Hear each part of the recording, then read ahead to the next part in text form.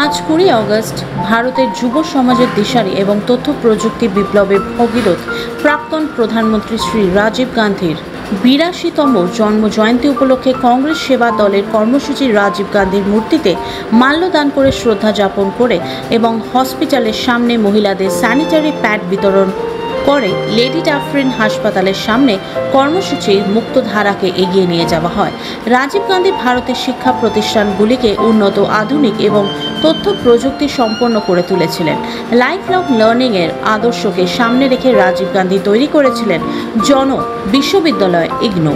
কর্মসূত্রে বা আর্থসামাজিক প্রতিবন্ধকতার কারণে পড়াশোনার সুযোগ থেকে বঞ্চিত হলে ডিস্টেন্স লার্নিংয়ের মাধ্যমে পড়ার সুযোগ করে দেয় ইগনো। 1988 সালে মার্কিন যুক্তরাষ্ট্র যখন তাদের ক্রে কম্পিউটার দিতে রাজি হয় না, রাজীব গান্ধীর উদ্যোগে শুরু হয় দেশের প্রথম সুপার কম্পিউটার পরম বানানোর কর্মসূচি। প্রতিষ্ঠিত হয় CDAC। যুব সমাজের ভোটাধিকারের বয়স 21 বছর থেকে কমিয়ে 18 বছর করার উদ্যোগ রাজীব গান্ধীর। দেশে বিভিন্ন ক্ষেত্রে নেতৃত্ব তুলে আনেন মহিলাদের, বিশেষ করে যুব মহিলাদের। রাজীব গান্ধী না থাকলে মমতা ব্যানার্জির রাজনৈতিক ক্যারিয়ার বিকশিত হতো না। 1989 লোকসভা নির্বাচনে পরাজয়ের পরে মমতা ব্যানার্জিকে যুব কংগ্রেস সভানেত্রী করেন রাজীব গান্ধী। কিন্তু রাজীবের সরকারি শিক্ষার উৎকর্ষের স্বপ্ন মমতা ব্যানার্জি পালন করেননি। উনি নরেন্দ্র মোদী সরকারের শিক্ষায় বেসরকারিকরণের পোস্টার গার্ল। কেন 8,000 স্কুল বন্ধ? কেন পাশ ফেল প্রথা তুলে দিয়ে সরকারি স্কুলের শিক্ষকের সংখ্যা কমিয়ে দেওয়া হয়েছে? কেন 26,000 শিক্ষক রাস্তায়? যাদবপুর বিশ্ববিদ্যালয়ের গবেষককে সন্ত্রাসবাদী বানিয়ে দেওয়া হয়েছে কেন? কেন জয়েন্ট এন্ট্রান্স এক্সামিনেশনের ফলাফল বেরোচ্ছে না? কেন সরকারি কলেজের কাউন্সেলিং আটকে বেসরকারি কলেজের কাউন্সেলিং করা হচ্ছে? পুরোটাই নরেন্দ্র মোদী সরকারের এজেন্ডা।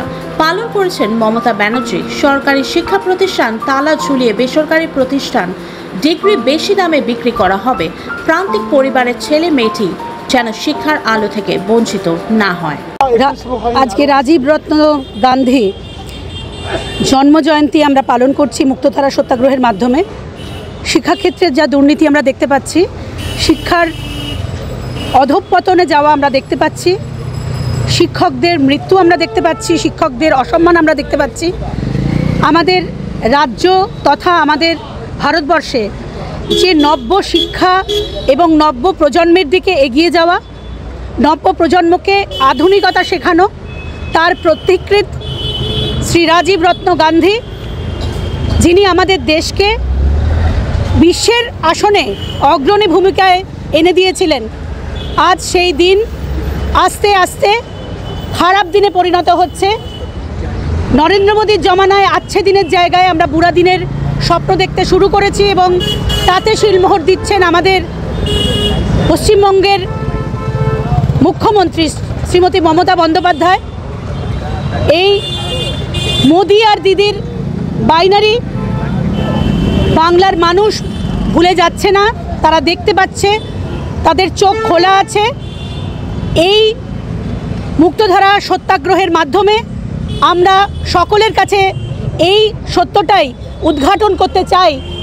আজকে আমাদের রাজীব রত্ন গান্ধীর জন্মজয়ন্তী উপলক্ষে আমরা এই দিনটাকেই বেছে নিলাম, কারণ তিনি সদ্ভাবনার জনক ছিলেন। Urvashi Banerjee, national coordinator AICC। আজকে আমাদের ভারতরত্ন রাজীবের জন্মদিন, 82তম জন্মদিন। উনি ছিলেন আমাদের যুব সমাজের একটা প্রতিষ্ঠা আর এডুকেশনে অগ্রগামী যাকে বলা যেত। উনি নিয়ে এসেছিলেন সচেতনা। 21 বছর থেকে 18 বছর ভোটার তালিকা যুবদেরকে প্রধান কার্য করে দিয়েছেন, ভোটার তালিকা ভোট দিতে অধিকার করেছিলেন। আর সেই ভোট আজকে কি অবস্থা দেখছেন, কি হচ্ছে আপনারাও দেখতে পাচ্ছেন। আর উনিই ছিলেন যে এডুকেশনকে সামনে নিয়ে এসেছিলেন, যে নিম্নবর্তী যদি লোকেরা ছেলেরা পড়তে না পারে ওনাদের জন্য জন বিশ্ববিদ্যালয় করেছিলেন। এইগুলো যাকে বলা যেত, উনি এই গাইডলাইন করেছিলেন।